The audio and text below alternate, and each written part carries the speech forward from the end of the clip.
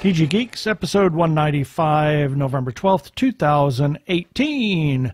Stars, planets, and steampunk.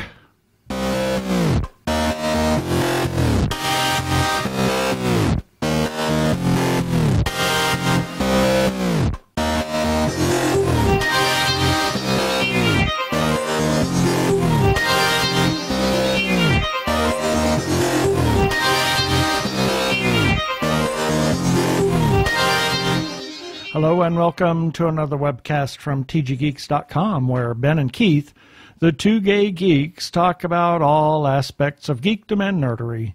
Sci-fi, comics, film, horror genre, you name it, we talk about it. I'm coming to you from, I'm Keith Lane, and I'm coming to you from TG Squared Studios in lovely Phoenix, Arizona.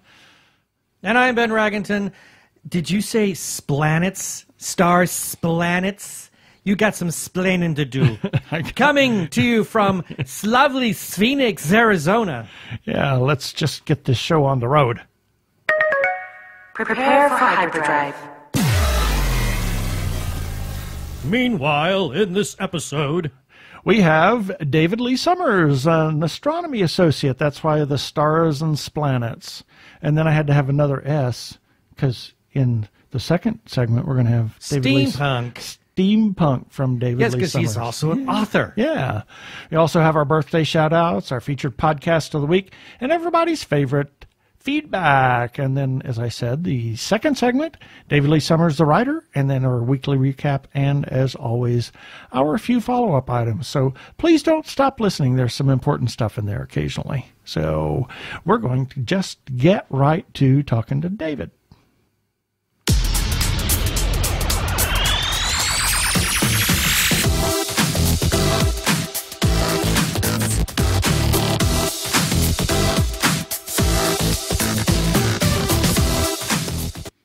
And this time we have in our studio... We have a scientist. We have a scientist, actually. And we're at the Doubletree by Hilton at CocoCon 2018, and we're doing this live in our studio. And we're talking to David Lee Summers. He is the Senior Observing Associate at Kitt Peak Observatory. I have to add, is the last name Summers or Summer? Summers, plural. Okay. Oh, good. Yes. Thank goodness. I am several There's Summers. A joke behind that. Yeah, my niece's name is Summer, and when she was very, very young, my grandmother had this horrible tendency to say things inappropriate or incorrectly. So, and she called her Summers one time, and she said Summer. So now, I mean, she's 25 years old. Yeah, and we call her Summers. We call her Summers as a joke. Yeah. And all of a sudden, as I heard him say that, I thought, oh no! I hope he got that right. I hope he didn't, some sort of Freudian slip there. Yeah. Nope, did great. Great. Coolness. All right, so David, what is the Senior Observing Associate at Kitt Peak? What does that mean exactly? Well, I'm one of the 3 Senior Observing Associates at Kitt Peak, and what we are is we're the people who basically help the visiting astronomers who come in get the data that they want to get from the telescope. So someone comes... the way telescope time is scheduled at the observatory is people will apply for time, and it's very competitive, so astronomers all around the world will compete for maybe 3, 4, 5 days of time at the telescope. Wow. And when they come there, sometimes it might be weathered out for part of it. And they want to get the best data they can out of the clear skies that they can. Right. And so my job is to make sure that telescope gets on target, that they get the data that they want to get out of it, that, if the instrument goes wrong, I'm the guy who's going to be there on the hook right there trying to fix the thing, getting it going for them. The mission of the observatory is changing a little bit. We are now doing more what we call remote observing, where astronomers actually won't come out to the telescope. Really? So a lot of times, a lot of my work is talking to people over Skype. So I get to sit there in a lonely control room with disembodied voices from somewhere else in the country, sometimes somewhere halfway around the world, talking to me. And we'll get the data to them. If, say, the internet connection to the mountain goes down, I might be the guy who's grabbing that actual data for them. So you target the telescope and do all of that. Point the telescope, make sure it's all focused up, make sure it's basically all set to get exactly what they want out of it. Interesting. With the kind of, I mean, there are, how many telescopes would you say total are around the world, that are used for scientific research like this? Oh goodness, it's hundreds of telescopes. Right. I mean, and they're varying in size and purpose. So, what would you say, for Kitt Peak? What would be the primary focus for that particular observatory? So we do all kinds of things. We have in time the big discovery that was done there back in the 70s was Vera Rubin did what we call rotation curves of galaxies. And what this is looking at how galaxies rotate. And what she expected was that galaxies would rotate a lot like solar systems. Stars in the center would be going around a lot faster, stars in the outside would be going around a lot slower. What she found is galaxies rotate a lot like disks. They're like records on a record player. And this is something's holding it all together. Right. And that became the discovery that led to dark matter. I remember seeing some of this in some of the science shows we've watched. Yeah. Exactly. So that's like one big area that the observatory is known for. What we're doing a lot now, one of the really hot areas is we're working with NASA on exoplanets. Helping to confirm the existence of exoplanets, looking at the characteristics of the stars that planets around other solar systems go around. So we're doing a lot of that kind of work, determining which ones really do host planets and which ones are anomalous discoveries. Right. The other big mission objective we're getting set to do is we're completely converting the Mayall 4-meter. That's the biggest telescope on the mountain, the flagship, the one that Vera Rubin discovered dark matter on. The whole top end of that telescope's come off. Wow. They're putting on a 5,000 fiber spectrograph. And what that means is 5,000 fiber optics right at the top end, right where astronomers back in the old days used to sit around and write around, actually, in the very top of the telescope taking photographic plates. Wow. That will now have fiber optics in them going down to a series of spectrographs a couple of floors below. And we'll be mapping the entire northern sky, basically creating a three-dimensional map of how fast everything's moving in the universe. I'm trying to wrap my head around that. Yeah, exactly. That's amazing. And it's like our 5-year mission. It feels very Star Trek like. We're going to be trying to get our heads around this. And the whole goal of this is to try to figure out what this thing called dark energy is. Right. And what we know about dark energy is we've measured how fast the universe is accelerating. And back when I first started at Kitt Peak in the 90s, we thought basically the universe would either be, from the Big Bang, would either be accelerating at a constant rate or it would be slowing down. And this was one of the big mysteries people were trying to get their heads around. So an astronomer named Saul Perlmutter was doing observations at Kitt Peak. And there were other astronomers at other places. They all ended up winning the Nobel Prize for this work. But what they found was that they looked further back in time, and the universe was actually going slower than it is now. So it's actually speeding up. Oh, wow. That was a completely unexpected result. Yeah. So why is the universe speeding up? And that the thing energizing the universe to speed it up is what's been sort of dubbed dark energy. And so now the whole idea is to look at the universe at a fine scale and find out, are different parts accelerating maybe at different rates? Is the whole thing accelerating at the same rate uniformly? Yeah. What does that actually tell us about the nature of dark energy? Yeah. What was I have to ask, how did you get involved in this particular field, for one? And is of all the different studies that are being made, is there one that maybe you have a particular specialized education in, or just particular interest? Are you like me, who I just have to devour all of it? Well, I kind of have to be one of those that devours like everything in it. But as far as my background, I started out as a kid with a telescope, basically. Right. When I was growing up watching Star Trek, and in high school, my mom got me a small telescope, a 3.5-inch. I got involved with the local amateur astronomy club. This was in San Bernardino, California, that I grew up.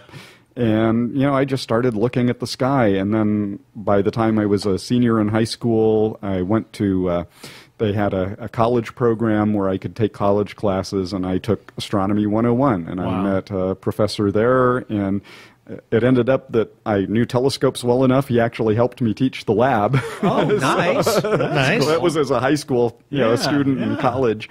And so that was kind of how I got involved with telescopes in particular. And then that just continued on.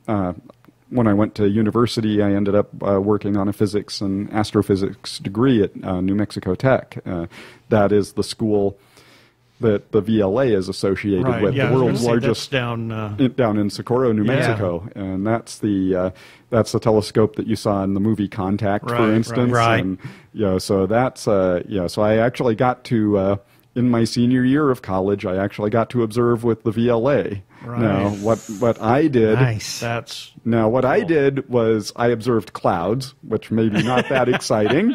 but what it did you got to be there. But I got to be there. And the reason we were observing clouds was this was a site survey thing for a telescope that's called ALMA, the Atacama millimeter array, which is a big, fancy new radio telescope now down in South America. Yeah. Oh, yes. On the top of the mountain, it's inaccessible to anybody. Exactly. And so it's like this little bit of work I did back in my senior year of college was one little piece of helping that telescope ultimately come online. Wow. That's a bragging right. So so that was part of what I did. And as far as specialty, what I did largely as far as my own research in undergraduate and graduate days was working on what we call variable stars. And variable stars in a really simplistic way is all that is stars whose light changes. Right. And that can be the ones I was most interested in are what they call RS Canvan stars. Those are stars with big spots on them, like sunspots, except that these are star spots. And these are very giant star spots, so they're actually the size of our star. Almost. Well, the stars themselves are about the size of our star, but these are like planetary size spots on these things. So it's work that actually did come back to be, the work that was done to identify these things on stars is a lot of what ended up going into things like exoplanet research and so forth. Just out of curiosity, just out of curiosity, and I want to get to the exoplanet thing because I do want to say that I loved the panel yesterday. I thought it was fantastic. That was great. But it's huge sunspots. Any kind of research or any kind of how can I say discovery as to why they were so massive? Now, that kind of goes outside my area because I don't really do a lot of solar astronomy, but I know that, this whole business of solar cycles and the whole recent solar maximum, that's something that the solar astronomers are really interested in. I saw a post, I didn't read the article, but I saw a post somewhere that we're getting ready to enter another one of those new 11-year cycles with our star. So, Oh, are we really? Yeah. Oh, I didn't know that. Like I said, I didn't read the article, so I don't know any specifics about it, but I know that there's a lot of activity that happens whenever we go into a new period. Right. And our sun is just a very active, dynamic kind of system. And that's what made these stars very interesting is because they're that same kind of thing, but they're almost like a runaway. It's like the magnetic fields are, they're spinning fast, and the magnetic fields all combine to make these star spots, these big cool spots on the surface of the stars. And they're kind of like our star, but like many times bigger as far as the flares and as far as the spots and all that are concerned. I wonder if age has got anything to do with that. Well, or just the chemical makeup. Well, and what's interesting about these is these are actually stars that are very close to our sun as far as their G and what we call G and F stars, which are very similar to solar-type stars. So, what made these a little bit different? A lot of them are in binary systems, so Right. part of it is maybe the interaction of binary fields. Well, we're kind of not in the norm because most systems aren't they binaries, and we're about half the fields systems out there are multi-star systems. Yeah, So you we're- mentioned one yesterday that it was a 4-star system. I've never heard of that before. Yeah, That's no, and amazing. that's not that. That's actually not that uncommon. To have Really? things like 4-star, multi-star associated systems. I guess if you look at those star nurseries, they've got to start somewhere, and then there's hundreds of them, and then they just all kind of fly apart. But Yeah. No, and some of them drag others with them. Well, I think we may. It's been theorized that Jupiter, if it hadn't been a little bit larger, had more mass, it also would have turned into a star itself. Right. But it's because of its lack of mass, it was not able to sustain any kind of fusion. So, who knows? Maybe we were supposed to be a binary system, and it just didn't work out. Right. Now, this does get into a whole other mystery that I just read about. I'm not one of the people who's been involved in studying it, but I was just reading about people have been doing searches for exactly our stellar nursery, other stars that we were formed with.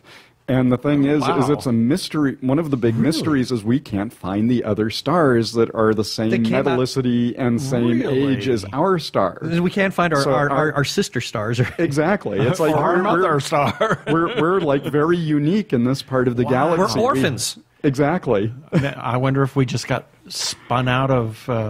Something must have happened where Wow. maybe it's just behind some dark cloud somewhere or that's something true, that way. true. But it's not. You would think you would see in amongst the nearby stars there would be. It's that mystery planet, the ninth planet. Oh, please. Hanging Planet out X? there. Planet X, yeah. Yeah, thank As long as you don't say Nibiru or whatever. Yeah, no. I never need to hear about that one again. But let's shift over to exoplanets. And you gave the most amazing talk yesterday. I was riveted with a lot of things that you had to talk about, actually. So tell us about this discovery. And of course, on the news, it's like for a time there, we were seeing all these scientific reports coming out about these new planets that were being discovered, especially, like super Earths. Planets like that. So tell us about the search for exoplanets. So the big thing in all of that has been a telescope that's been in space called Kepler, and that was launched by NASA. It's run out of Ames Space Flight Center up in Northern California. A good friend of mine who used to be the Wind Project scientist at Kitt Peak, named Steve Howell, is now the head of the Astronomy and Astrobiology division at at Ames. Sorry, and what we've done is Kepler just sat and spent several years looking at one spot in the sky, just trying to find how many exoplanets it could find in this one very narrow region of the sky.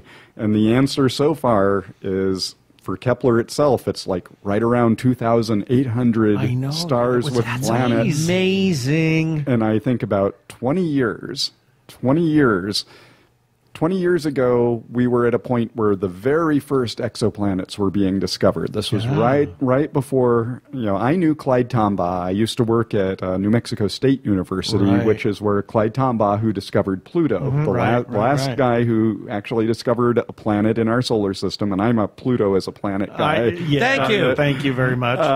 We've been up to a little... Yeah, we're old school people. Yeah, I believe in 9 planets. Thank you very much. And if you've been to Lowell, that's right where Clyde was working when he discovered Pluto, and he talked about it his 90th birthday, how amazing it was that people were finally discovering planets outside the solar system. And we were excited about 3 or 4 at that point. And 20 years later, we're now at thousands of planets we know outside the solar system. What was it, 3,700 or so? Yeah, we now know like a total of, it's like 3,800 planets around other stars discovered by all the different methods. 2/3 of those or so are discovered by this Kepler spacecraft. It's just amazing. And they're being confirmed by telescopes like WIN and the 4-meter at Kitt Peak. A lot of other telescopes are involved with that all around the world, confirming these discoveries. it was famous in the news a little while back that the Kepler mission, the reaction wheels on the telescope failed. There were 2 of them that failed. 2 of them are still working. So they weren't able to keep going with the original Kepler mission, but now the mission is sitting here pointing at other systems, basically within the plane of the ecliptic of our solar system. So it's just looking out and doing all kinds of other science. It's still planet hunting, but the big news is we just launched TESS, the Transiting Exoplanet Survey Satellite. And that went up in April. It just started work. So that's going to look at like the 50,000 closest stars for planets. So look for a lot more planets to be discovered. So when you say closest, what does that mean? At 50,000, we're probably up to, we're talking like a few hundred light years kind of radius still, but we're the closest star is Alpha Centauri at 4 light years away. Right. So so we're still, we're really hard pressed to get there in any reasonable time yet. Right. Unless, get a solar sail going out there at the speed of light. Kidding. But that's our best bet, I think, to get something out there in one of our lifetimes. And a lot of these telescopes, it's not just size that they're looking at. They're also able to kind of like make some determination about the makeup of the planet as well, because I've seen a lot of artist conceptions of we discovered the super Earth, and then they show this illustration of something that looks very Earth-like, and I'm thinking that's really a leap in logic. Yeah, exactly. And it's a lot of those things are artist conceptions. They're done, they're commissioned by NASA, and they try to get them at least somewhat what they might look like.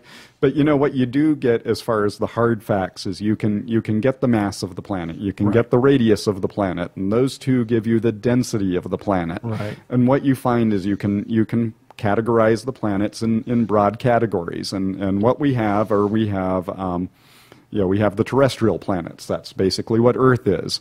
We have the gas giants like Jupiter. Mm-hmm. We have ice giants. Right. So much for Odin, getting rid of the ice giants, right?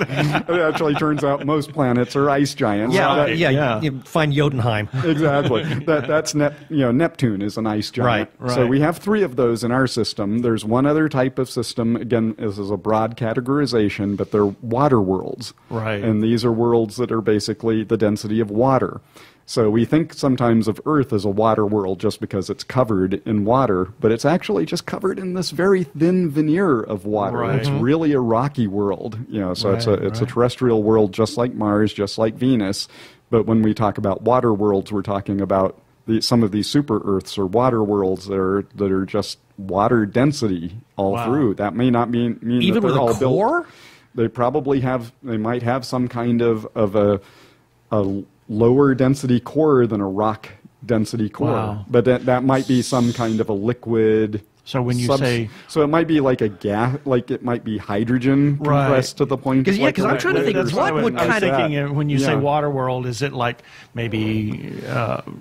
CO2 or not CO2, but it's probably some kind of something close to hydrogen, oxygen, those kinds of chemicals all that's compressed. I'm but wondering it's not, what would kind of keep that all together as a cohesive world, and again the same as like Jupiter, which is hydrogen and helium. But we would generally think of that as something more massive as well. So that way you have the enough mass in order to create the gravity so that it sustains its form. Right. So again, these are, it's just there's enough of that kind of mass, the sort of liquidy mass in one spot to be a planet. So much as Jupiter and Saturn are big masses of gas, just as the sun is a big mass of gas. Right. That's all cohesive and self-gravitating. These are big masses, essentially, of a liquid, of a water density kind of liquid as a gravitating mass. Yeah. Wow. So This has been absolutely fascinating. Oh, So tell us, if people want to know more about Kit Peak Yes. and the work that you're doing there or that the scientists are doing there, where can they be found? Is there social media, a website about Kit Peak? Right. The best place is right now is noao.edu. That's the National Optical Astronomy Observatory's website. You can go there. There are links directly to Kit Peak, as well as the other observatories that NOAO runs, such as Cerro Tololo in the southern hemisphere. Kit Peak has a visitor center, and the link to the visitor center is on there. So definitely, if you're in southern Arizona, it's a place to come out and visit and see the visitor center, take tours of the telescopes. There is social media, and I believe those are all linked on the website as well, so you can get their Facebook and Twitter feeds as well. And where is Kit Peak, just in case anybody wants to know? Kit Peak is about 45 miles west of Tucson on Highway 86. Fantastic. We're going to take a break, and then we're going to come back and talk to David Lee Summers, the author. Thank you very much. Hey guys, my name's Gigi Edgley. I play Tiana on Farscape, and I'm the host of Jim Henson's Creature Shop Challenge. And you're listening to the amazing, awesome, amazing, brilliant, perfect, wonderful 2K Geeks. Mwah! Thank you, Gigi. That was a lot of amazing. Yeah, it was. And now here's a few selected birthdays for November 12th through November 18th, 2018. November 12th, Megan Mullally. Will and Grace. Karen. Yeah. For God's sake, Karen. Also, Grace Kelly and Auguste Rodin, who is the famed sculpture. Not the Rodin creature. Oh, that was born in the month of August. Kaiju, yeah. Elizabeth Cady Stanton, who is a activist, a feminist, and women's rights activist, and Alexander Borodin, who is a composer in his own right. Mm-hmm. And Wallace Inconceivable Sean on November 12th, and my little brother KJ. No, not KJ. Oh, not KJ. My little brother. Not his son. Not the son. Not his son. No, this Kurt is Squirt. Lane. Yes, this is Kurt the Squirt. Kurt Allen Lane. Happy birthday, Kurt. November 13th, Gary Marshall. And Whoopi Goldberg. And imagine this. Imagine that. David Lee Summers. How about that? And Mark Whitman, a friend from high school. November 14th, Patrick Warburton. You want to say anything about Patrick? No, not really. Kronk. Yeah, Kronk. Among other things. If you ever have seen Tick. the old video that introduces Soaring Over California, he is the dork. Yes. Also on November 14th, Claude Monet, Aaron Copland, Robert Fulton, who actually made the very first steam-powered boat. And he also actually made the first submarine. Oh no, I didn't know that. Yeah, I knew about the steam-powered boat, because his name is very much equated with like paddle boats. Yep.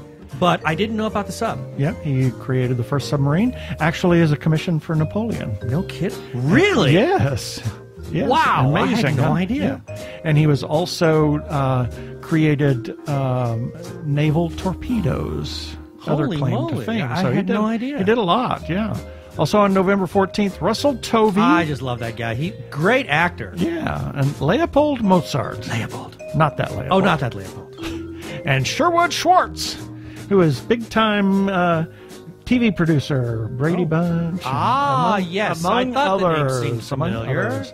And our niece, Galen Hughes. Happy birthday, Happy birthday, Galen. 17. God, where's the time gone? I know. I feel old now.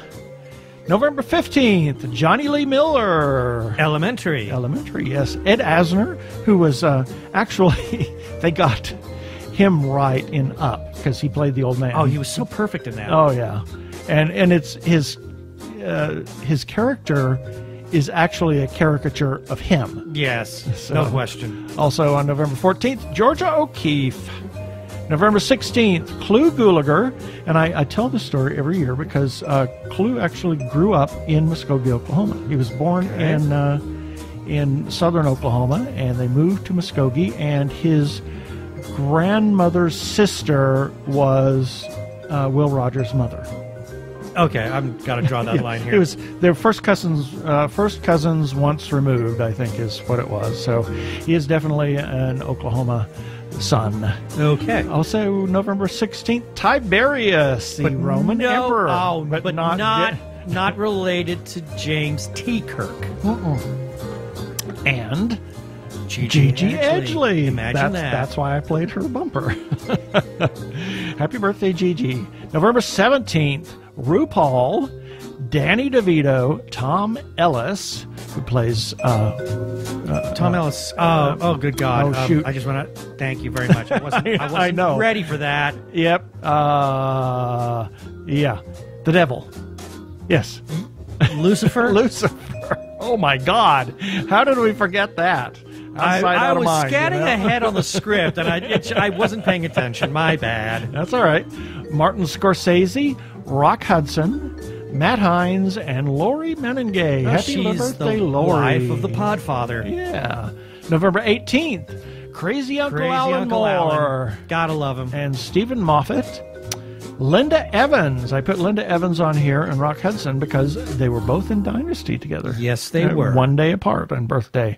Also, on November 18th, Carl Maria von Weber, who was a composer, and Eugene Ormandy, a famed conductor. And last but not least, a friend of ours, John Kettlesrud. And that is it for the birthdays this time.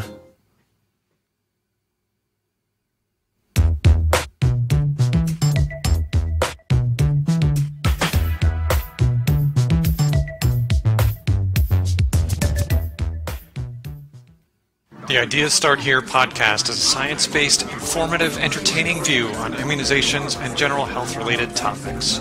Featuring me, your host, Jack Mankin. But each flu season gets shots for a good reason. Measles at the school. Measles. Number one, I was like, you know what, you should be exercising. Hey, your kids, stop playing with that cowpox. We didn't even talk about polysaccharide vaccine. Thank you. No, it was a good speech. I liked it. If they knew that was going to happen, they would have vaccinated, but they didn't know. Winter is coming. My mom was like, you're getting a shot. And I was like, what? Gotta make sure they vaccinate. The panda plague. It was not the panda plague. She got it from panda bears. Subscribe to the podcast through iTunes, Stitcher, or Google Play. Or listen directly on your phone, computer, or any other device from the website www.stchealth.com. Looks like you got the flu. Looks like you just got the flu. The Ideas Start Here podcast. Looks like you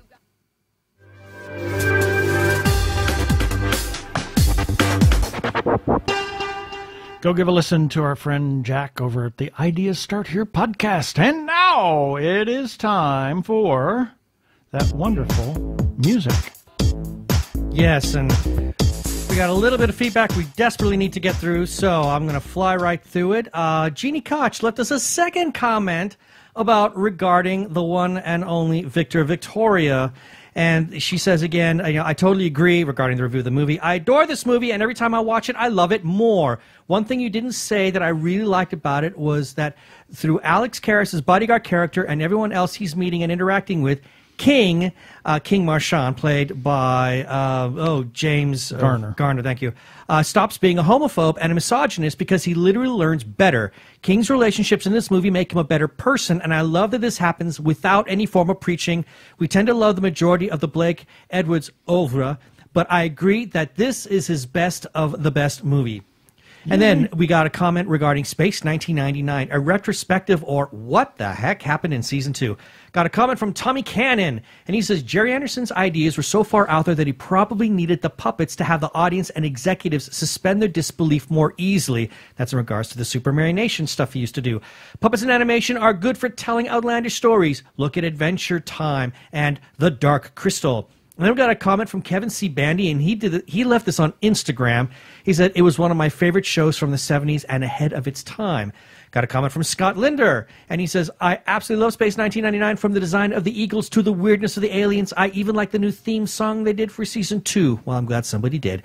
And then got a comment from my good friend Darren Anderson, and he said, the cast change did not help it. Got to agree. And then lastly, a comment from Stephanie Dyer. She says, Series 1 suffered from not being shown in production order, which built several subplots. And she left that on our website. And that is our feedback for today. And you can leave a comments on our Facebook page, like our page. You can even comment on our YouTube episodes or at tggeeks.com, and you could receive a shout-out on a future episode. We also have a listener feedback line, and you can call that at 469-TG-GEEKS. That is 469-844-3357. And please play nice or get booted. Yeah, baby. They're like two gay geeks. They're together, you know. They're two gay guys and they're geeks. Is that okay?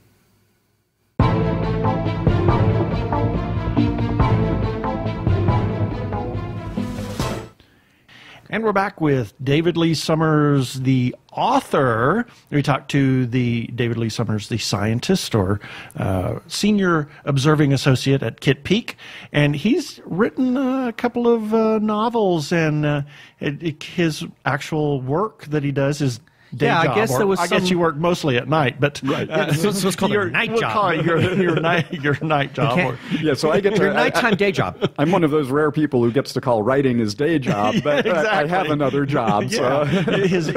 his job that pays all the bills, so that he can do the day job of writing, has influenced what he does write. So tell us about what it is that you write.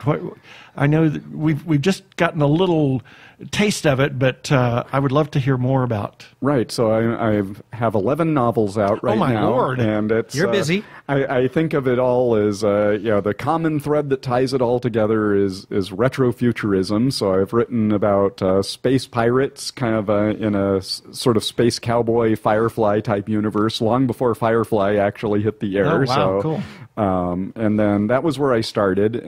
I've written some almost secret histories about vampires. And that's a departure. And they're vampire mercenaries. And one of my vampires is an astronomer.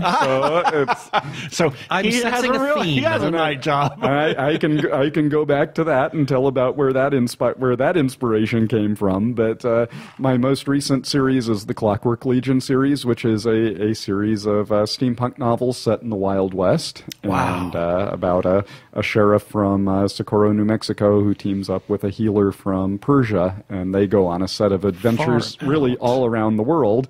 And again, the astronomy inspiration there was just the fact that my very first job in this field was working at a place called Maria Mitchell Observatory back on Nantucket Island. Oh my! And it was literally with a 1900 Clark camera where you actually had glass plates and you pulled out the slide. Okay, he's geeking out right now. Exactly, and you do you pull the ropes to open things up. You felt like an old-fashioned sailor. So this thing actually had a wind-up clock drive on the telescope to track the sky. So I feel like I came right to steampunk from actually working with very steampunk-like tech. It's so cool. I'm just curious, how long ago was that? So that was so I was doing that in the 1980s. So it was 1987. I was working. And they were using that kind of old tech? Well, and here's the reason is because the whole thing was an observatory devoted to looking at variable stars, and they had a glass plate collection of all of these variable stars they were studying back to the early 1900s. Oh my. And so what it does is it keeps a continuous record of these stars that you could even after you've looked at these plates and looked at your stars of interest, they're wide fields of the sky, so you might be able to look at those and follow changes of things over a century that you might not have been able to follow if you kept changing the tech on the thing all the time. Yeah, you had me at glass plate. I know.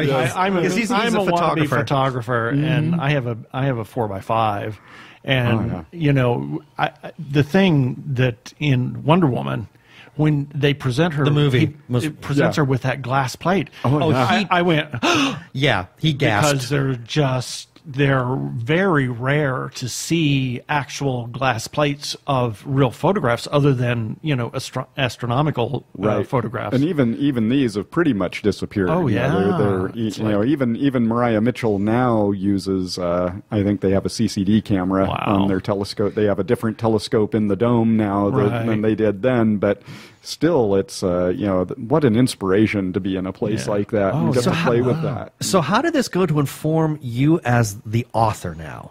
Yeah. So as far as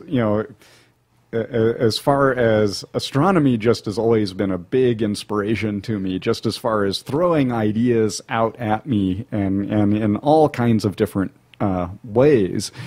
So really, it goes back even to the days when I was growing up. And this probably did a lot to inform both me as a writer and both me as a scientist. And it was, we would take trips with my dad and, go look around different parts of the country. And my dad was a big history geek. Oh, cool. And, so he liked to go to old battlefields. He liked to go to see different places where history basically took place. Right. And so I remember in particular, we were driving through Glorieta Pass in New Mexico, and he started playing the What If game. What if? That was a famous Civil War battle where the Confederates were defeated by the Union. In fact, it was one of the first major Union victories in the Civil War, and most people don't even think of the Civil War happening as far west as New Mexico. Yeah. But he started playing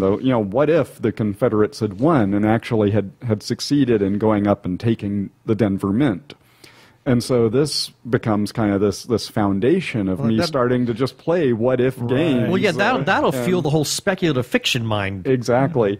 And, so it starts playing, so you start even looking at natural things and you start playing these, what if, what makes that happen, and so I see that really as the genesis of all of this.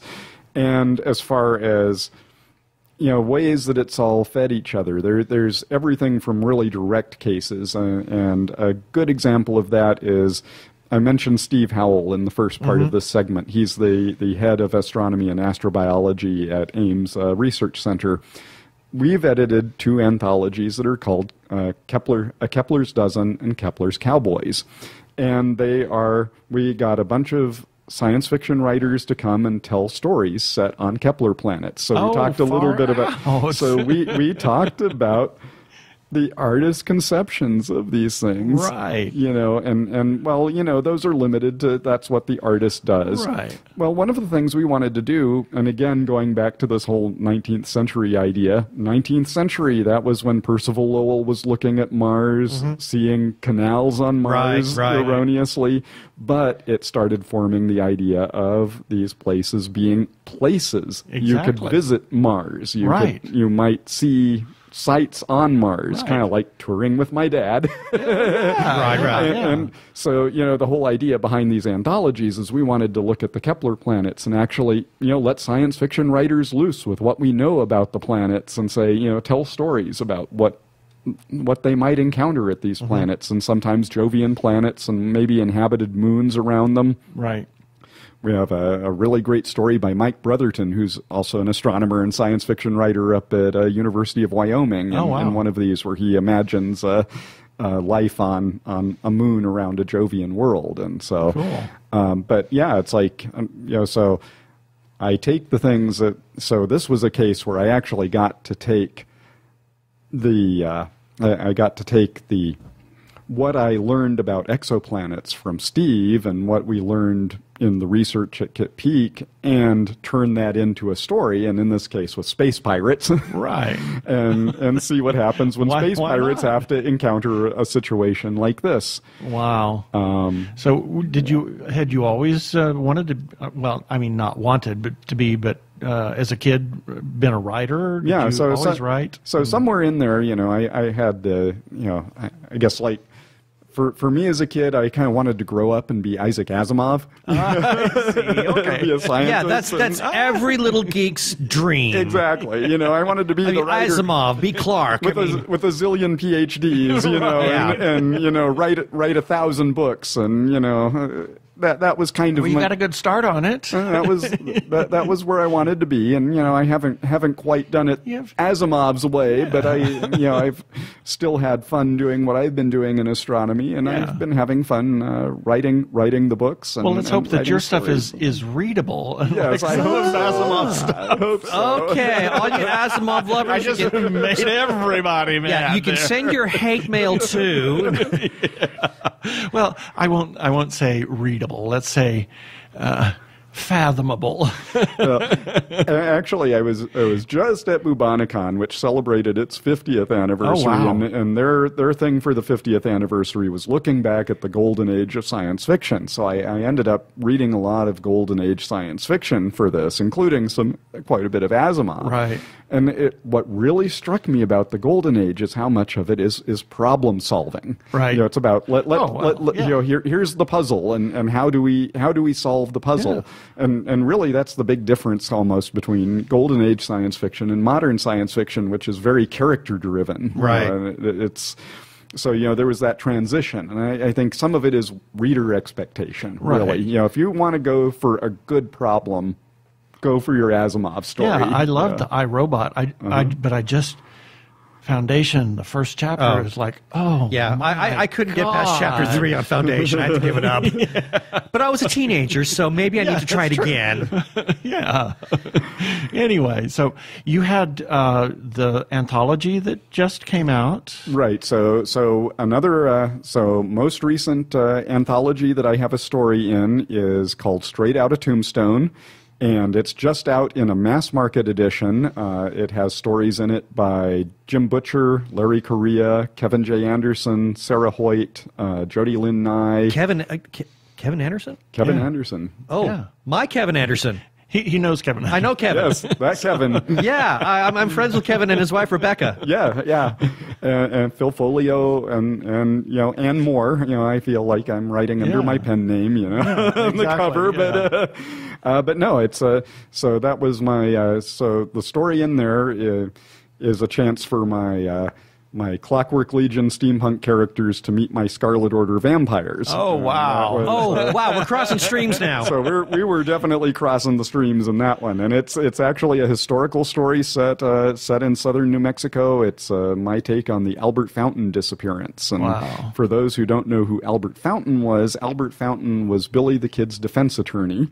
Oh, wow. And he continued to investigate in the whole Lincoln County wars for many years afterwards, and he and his young son mysteriously vanished in White Sands in the late 1880s, and so I take my take on it. That's a little bit more mysterious, a little more science fictional, a little more weird Western than the usual explanation for that. And where can that be found? So that can be found pretty much at all bookstores. It's just coming out. It's having a wide release. It's from Baen Books. So you can get it at Amazon. Get it from Amazon, Barnes & Noble, all those sites. And then you had a book this spring that came out. So my most recent novel is Owl Riders, and that is my fourth Clockwork Legion novel. And these novels tell the story of Sheriff Ramon Morales, who has basically had a transformative experience meeting his girlfriend, who becomes his wife, who's a healer from Persia, Fatima Karimi. And it tells about their experiences. They end up leaving Socorro because she falls afoul of the power establishment there, and they go on the road and end up. The whole thing comes down to there's a creature from the stars called Legion that is actually invisible. They are microscopic aliens. So actually, in this case, think of a scientist who's uploaded his mind to a computer, but in this case, the computer is all microscopic and invisible. Wow. And so it can directly interface with people's minds and talk to them and influence them. And in this case, it allows me to play the what-if game of what if you knew that someone like Dmitry Mendeleev was not crazy when he proposed airships to the Russian Tsar. Wow. And actually was given and was given funding. Now we fund him to build airships instead, Wow. and what if they knew that Alaska actually had oil in there? And so Ramon and Fatima end up being like the two people who kind of know what's going on here, and they end up being what's between them and the Russian reinvasion of the United States in 1877, and we follow their adventures. And then when we pick them up in the novel Owl Riders, we're now, a few years later, Ramon is now a powerful attorney in New Orleans, and he's called back to the West, where in the consequences of everything that's happened in the book, the Apaches have gotten their hands on a set of powerful battle wagons. Oh, dear. And are now fighting the U.S. Army. And so, again, going back to those stories of my dad playing what-if games, this is exactly what that is. And so Ramon goes out west. Now, it turns out that back home, Fatima had never told Ramon that she had once been betrothed. And she thought this guy just forgot her. He was a rich trader. Turns out he didn't forget her. Oops. And he's just and they've just received enough fame that he's figured out where they're at. And so while Ramon's away, she gets married. So Fatima gets squirreled away to go off, and so Ramon must come back and rescue her before. You must pay the rent. You Exactly. must pay the rent, or marry me. Got a little vaudevillian here. Wow, that is a trip. I have to ask this one question. I ask this of all authors. Of course, now yours is a really unique situation because you like to play this what-if game. Right. But so first let me ask this. The Clockwork Legion, how long have you been writing that series? So I really started that series, gosh, I have to think about that. It's I think the first book of that would have been about 10 years ago, 2007, I believe. Okay. So with you playing the what-if game that you learned from your dad, and that you've been living with these characters for so long now, have you found that as you're writing your story, do at any point, because like you just gave a great little, a nice wrinkle in Fatima's, character, her storyline right there. Are your characters kind of like coming to life in your head as you write these, and are they helping to inform where the story goes? Oh, absolutely. And it's like I'm one of those writers who's a total outliner. And even outlining this particular novel, it's like I was writing down plot points, and they were saying, no, you can't go there. And it's like, let's go off in this direction. And we're forcing me to re-outline the book even as I was outlining it. I love it. And then it's like, even as I'm writing it, it's like, there are scenes where it's like I throw my characters into a situation, and it's like there's a scene where I have a couple of the Native American characters are in with the U.S. soldiers, and we bring in another one of our characters' friends of Ramon and Fatima who are standing there, and an explosion happens. And I'm like, oh my God, what did they just do? And I have to now write the explanation of this, and I realized that, yes, some of the characters off camera wouldn't have just been sitting there, but they just sort of took over without my conscious thought and blew a hole in the wall of the fort. I really think there needs to be a serious psychological study that has to be performed on professional writers, because of there's almost like a multiple personality disorder that's taking place here. That's fantastic. So. Wow, we could talk to you, for hours on your writing alone. Yeah, you have a bunch of. You said how many books do you have? I have 11 novels. 11 novels, and numerous short stories. It's getting up around about 85 published short stories. Oh my gosh! And so where can you have a personal website? So my website.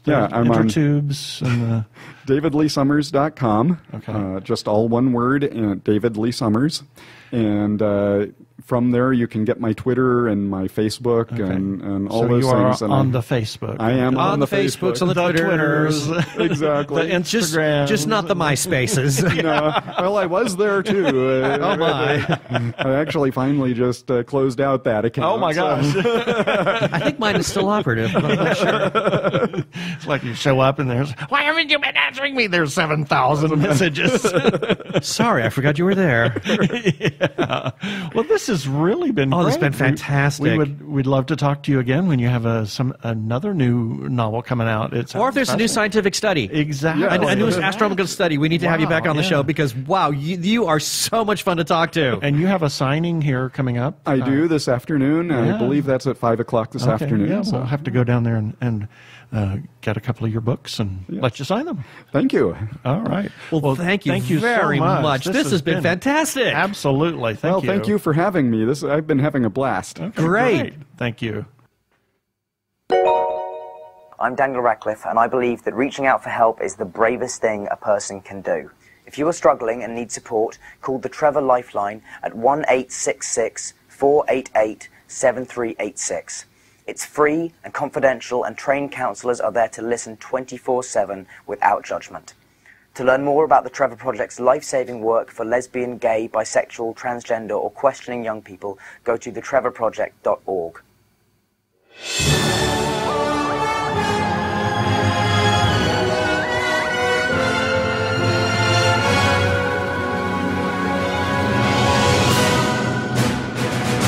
And we have our weekly review. So, starting with Sunday, November 4th, we have issue number 21 of Dr. Zombie, Monster Family Physician from Tommy Cannon, who we heard from earlier.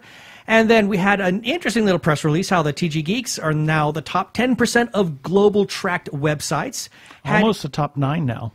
Yeah, that's true, top 9. And then we got my review, The Story of Mercury and Queen is a Bohemian Rhapsody. And then on Monday, we had episode 194 of the TG Geeks webcast. On Tuesday, there was a press release for Death and Cockroaches, a play in L.A., as well as another one for The Woman Who Went to Space as a Man. That's also playing in L.A. On Wednesday, November 7th, This Week in Home Entertainment, Christopher Robin and Incredibles 2. This was a little review that came from Roe.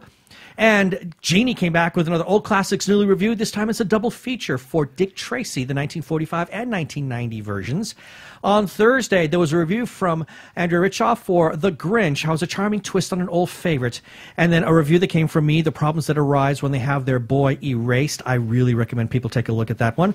On Friday, November 9th, there was issue number 36, New Sushi Morsels of News from Japan and Beyond. And we just want to add a little thing, and that is Hamish Get Better. Absolutely. He's been a bit under the weather, and we want him to get well.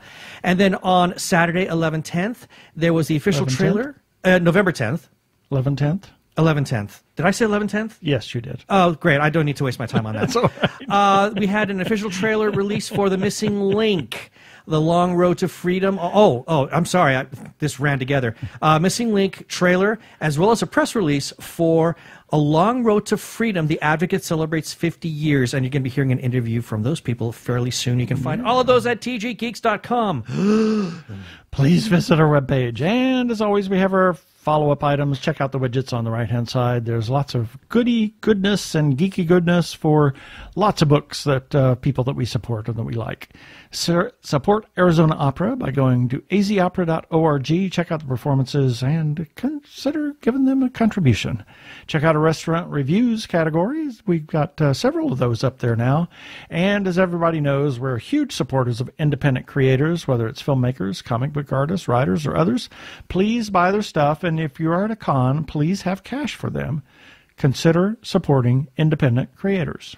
Special shout out to Doctor Who Talking Who on Twitter, Michael C. Burgess on Twitter, Human Arkle on Twitter. They all have paperlies that republish our content. Doctor Who Talking Who's is the Doctor Who Fancast Guide. You can find them by searching Twitter at Talking Who. Michael C. Burgess's is the Byronic Semidiurnal Aggregator. You can find it by searching Twitter at Byronic, Byronik. And the Human Arkles is the Arkle Times Post-Dispatch News. You can find that by searching Twitter at Arkle, A-R-K-L-E. And speaking of him, he has the Shameless Cash Grab on YouTube. Just go to YouTube and look up Arkle Studios, all one word, and you can find it there. And we must also give a shout out to the Facebook group, The Gay Geek, for allowing us to post our episodes on their page. And their URL is facebook.com/group/The Gay Geek, with special thanks to their moderator, Jeremiah Reeves, for being just so awesome and letting us share all of our content there. Thank you so much, Jeremiah. And thank you to everybody that's clicked on our Amazon ads. You can find those at the bottom of each page and on the right-hand side of the page. And lastly, we are found on Spotify. Check us out on Krypton Radio at 3 a.m. and 3 p.m. Pacific on Tuesdays. And please rate us and review us on iTunes. And don't forget to subscribe to our YouTube channel.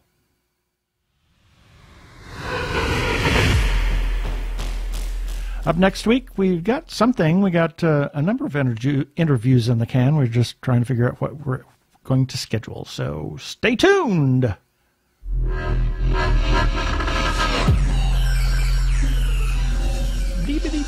That's all, folks. That should do it for this episode of TG Geeks Webcast. Be sure to check out the article for this webcast episode. We're going to have several links on the page of things we talked about. And remember, you can comment on our Facebook page or website, tggeeks.com, or you can leave us a voicemail at 469-TG-GEEKS. That is 469-844-3357 from TG Squared Studios. I'm Keith Lane. Thanks for listening. Please be kind to yourself and those around you. Peace. Cheers.